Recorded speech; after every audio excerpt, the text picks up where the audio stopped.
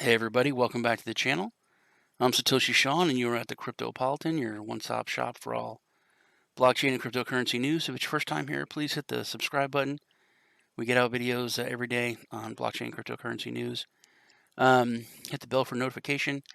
Please, no matter what, if you're an old subscriber or a new subscriber, crush that like button, really helps us out.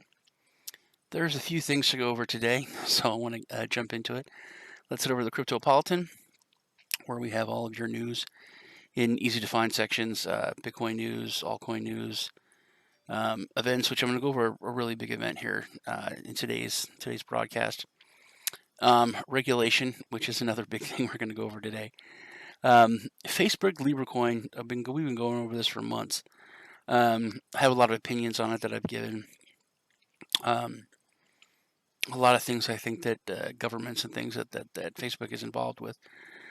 But this has to do with the U.S. government and a specific politician who, if you don't know him, I don't like him at all. He's literally the worst. It's Brad Sherman. He's from California. Now, he has said that Facebook Libra coin is the new 9/11 or is worse than 9/11. 9/11 was bad. I agree with that. Facebook Libra is the new 9/11 for the United States of America, or the U.S., or so it appears after Brad Sherman's statement. This article is written a little bit weird. It says, on Wednesday, Libra was expressed to be more dangerous than the 9th September 2011 incident that caused worldwide panic. It actually was not on the 9th of September. It was the 11th of September. September is the 9th month, hence 9/11. Not 2011, it was 2001. That aside, the main thing is Brad Sherman and saying that that Libra is worse than the 9/11 attack in the United States. It's been a long time since anyone running for office or politicians have been throwing the 9/11 thing up there for anything. Mrs. Griffin, what are your plans for cleaning up our environment? 9/11. It used to be used a lot. A lot of bad things and a lot of privacy has been lost due to that rally call from that to take away people's freedoms and other things. But it had kind of fallen by the wayside. Sherman also, he said that now this is a little scary when they were calling. They've been having people from the Libra project, and they've been interviewing them on Capitol Hill, but all the while watching the world burn before their eyes, while Mark Zuckerberg was bashed as well for not respecting the privacy concerns and the privacy debacle. And then he said the people will hold Facebook's owner responsible if some terrorist attack occurs in the future when Libra is a reality, all expressed by Brad Sherman. That sounds scary, because I wouldn't put it past the government to do something just to make their point, or to make Facebook and Libra look bad. So that is a little bit unnerving to hear him say that. Maxine Waters has been actually kind of impressive in what she's been asking the Facebook team, and the questions, they seem kind of legitimate. So I have been kind of impressed by that.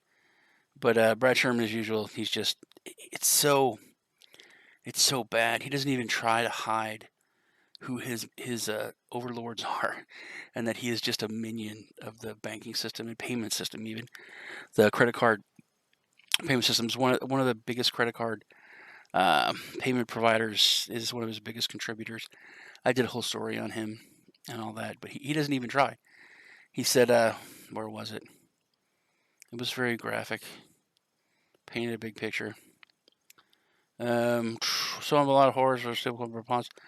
Brad Sherman went on to discuss regarding Libra statement. Osama bin Laden had innovative thought to fly 2 airplanes into 2 buildings, and Libra might just be the next plane that's going to crash in the economic stability building. Mrs. Griffin, what about our traffic problem? 9/11. This article is written weird, but you can tell what he's saying.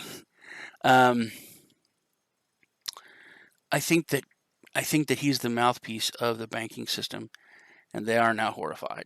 They are horrified. They are scared, which is funny, and it does give me a good chuckle and a warm feeling. But it's just unbelievable what politicians will say. All right, moving on. The Delta Summit, Apple co-founder Steve Wozniak. It looks like Apple's putting a lot of resources and time into blockchain, and it seems that Wozniak is a very big proponent of it, so that is cool. At the recently held Delta Summit, Steve Wozniak, one of the co-founders of the tech behemoth Apple, which everyone knows, shed light on a new blockchain-driven project that he is overseeing, which is another big deal. Wozniak poured huge amounts of his time research into the blockchain firm driven towards an energy efficiency known as E-Force. That's actually F-Force. F-Force. F-Force. He supposedly is a co-founder of the company, according to reputed news sources. So that's a huge move for blockchain. Definite. Where I was born, back here in New Jersey. New Jersey is taking action against an ICO, or they called it a ITO, initial token offering. Pocketins. Where is it? Pocketins allegedly distributed ETH, or probably ERC20 tokens during the ITO, but the firm hadn't registered itself with the Bureau of Securities. Not the SEC, but the New Jersey State Security Bureau, so it's a different thing. The sale was supposed to be hosted between the 15th and 31st of January last year, with the involvement of more than 200 investors. So frustrating. The allegations are true. This would constitute a gross violation of the state's uniform securities law. They only brought in $400,000 from more than 200 investors. So this is definite small retail investors. Probably the fact that there was no big money involved in it is probably why they're going after him. But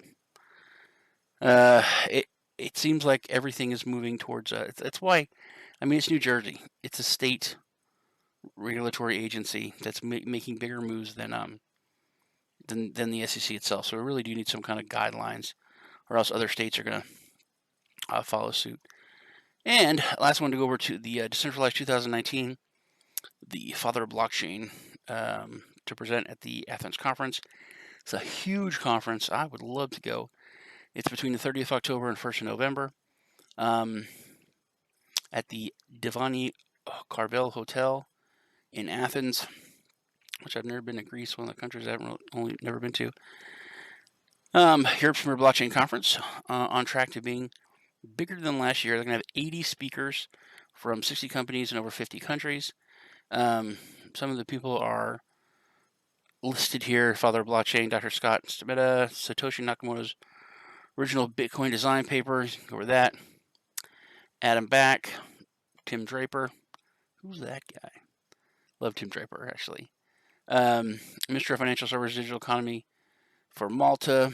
Eva Kali, member of the European Parliament. Bill Brandit, founder and CEO of Abra. He's actually a cool guy. He's got a good interview with Max Kaiser. You should check that out. Pierre-René Boring, founder and president of the Change of Digital Commerce, plus more than 40 confirmed speakers. Looks pretty awesome. I was reading application and saying awesome, so it came out awesome. Sorry about that. It looks pretty awesome. I definitely would like to head out to it. That's about it for today. Please leave me a comment. Definitely get back with you. I like interacting with you guys. Crush the like button. I am Satoshi Sean. You're the Cryptopolitan, and I'll see you in the next video.